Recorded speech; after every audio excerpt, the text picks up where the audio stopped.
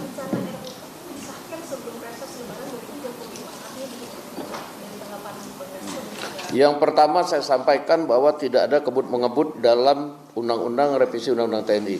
Seperti kita tahu bahwa revisi undang-undang TNI ini sudah berlangsung dari berapa lama ya? Berapa bulan lalu. Dan itu kemudian dibahas di Komisi 1 termasuk kemudian mengundang partisipasi publik. Yang kedua, bahwa tidak ada kemudian rapat terkesan diam-diam karena rapat yang dilakukan di hotel itu adalah rapat terbuka. Boleh dilihat di agenda rapatnya itu rapat diadakan terbuka dan memang konsinyering dalam setiap pembahasan undang-undang itu memang ada aturannya di dalam peraturan pembuatan undang-undang dan tidak menyalahi mekanisme yang ada.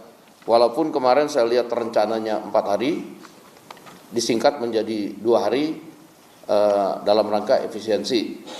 Dan itu diperlukan karena mengundang institusi lain dan walaupun cuma 3 pasal tetapi pembahasannya itu memerlukan waktu karena dari sisi naskah akademik dan lain-lain itu perlu juga kemudian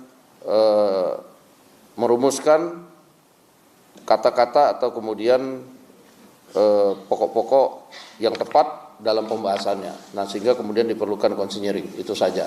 Nah, bahwa kemudian 3 pasal ini sudah dinyatakan selesai pembahasannya, ini juga tidak kebut-mengebut, tapi dalam mekanisme itu memang diserahkan kepada Komisi 1 dalam hari ini, tim Perumus, tim Mustimsin, dan kemudian Panja, yang kemudian akan melakukan sesuai dengan mekanisme. Demikian.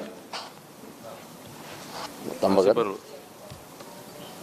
Kalau tambahannya bahwa tim pemerintah juga sangat banyak dari Wamen Sesnek, Pak Bambang Eko, Ibu Lydia, kemudian dari Wamenhan serta Sekjennya Pak Masdia Doni Irawan dan Legend Tri Budi Utomo, dari Kementerian Hukum Dirjen Perundang-undangan Dr. Dahana, dari Kementerian Keuangan Sekjennya Pak Heru Pambudi, dan dari ahli bahasa Pak Marianto. Kalau ditanya tadi soal kebut-mengebut sudah dijawab, kalau soal partisipasi publik semua sudah kita undang.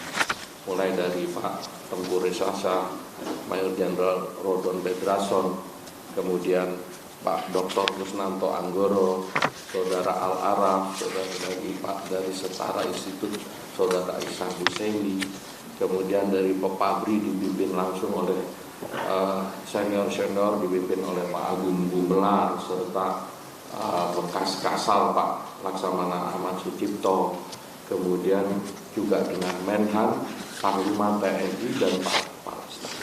Jadi intinya itu, kalau dibilang kebut-mengebut tadi sudah dijawab. Kalau lapangannya ya memang seperti itu karena pasalnya 3, debatnya sudah sangat panjang dan setiap fraksi kita putar. Kadang ada yang langsung setuju, ada yang setiap fraksi kita putar. Iya, makasih.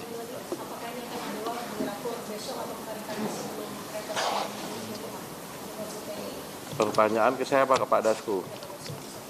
Ya, bahwa pertanyaan itu saya pikir itu adalah kewenangan di DPR sesuai dengan mekanisme yang ada. Apabila sudah selesai mungkin bisa dibawa, apabila kemudian tim Mustimsinnya belum selesai ya mungkin belum bisa dibawa, itu saja.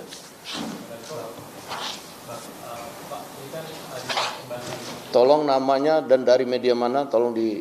Arif dari CNN.com.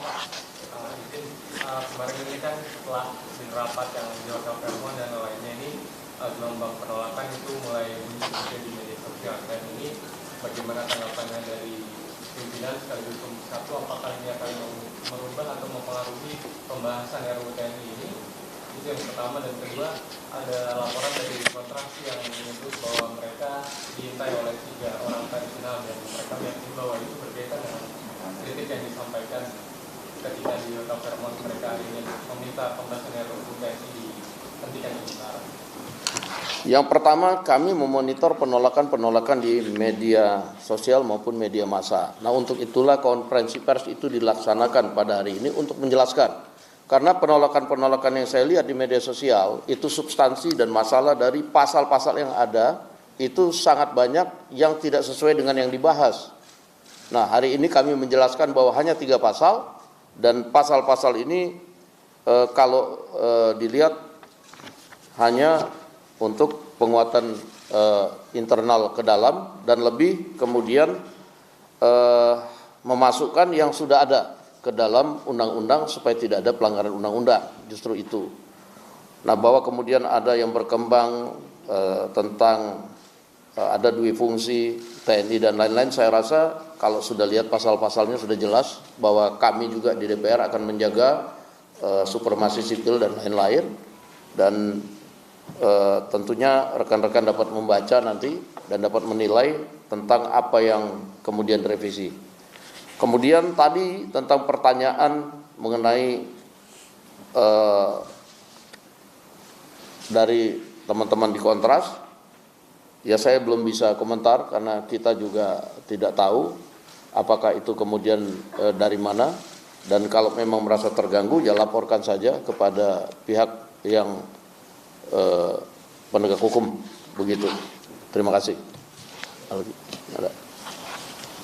Saya rasa sudah cukup. Kalau soal substansi kan sudah dari awal kita jelaskan. Kalau yang insiden kemarin kita juga nggak tahu siapa orangnya. Yang jelas kita semua mengundang, semua sudah.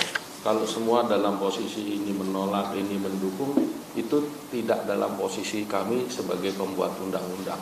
Tetapi masukannya sangat kita perhatikan. Kalau kekhawatiran di fungsi ABRI saya sudah berkali-kali bicarakan, justru ini melimitasi. Dan pertemuan dengan Panglima TNI pada rapat Kamis minggu silam itu tegas, kesimpulannya hanya satu, bahwa dari undang-undang ini jelas supremasi sipil dalam konsep negara demokrasi. Yang berikut saya tambahkan bahwa di media massa sebelumnya juga sudah beredar bahwa ada pembahasan RUU TNI di Hotel Fairmont. Itu sehari sebelum itu kemudian sudah beredar di media massa. Saya pikir karena itu terbuka, kalau seandainya dari teman-teman NGO ada yang ingin memberikan masukan, kemudian memberikan saja pernyataan atau surat resmi untuk ikut, saya pikir kemarin nggak ada masalah. Nah, cuman pada waktu mendatangi hotelnya kan itu tidak memberitahukan. Dan kemudian kalau ada insiden itu ada di luar kekuasaan yang sedang membahas, karena kita tidak tahu bahwa di luar kemudian ada kejadian seperti itu. Pada hari ini saya juga menerima perwakilan dari teman-teman NGO untuk berdiskusi, karena mereka minta kemarin untuk ditemui. Terima kasih. Saya pikir cukup. Terima kasih atas kehadirannya. Selamat berpuasa. Wassalamualaikum warahmatullahi wabarakatuh. Waalaikumsalam.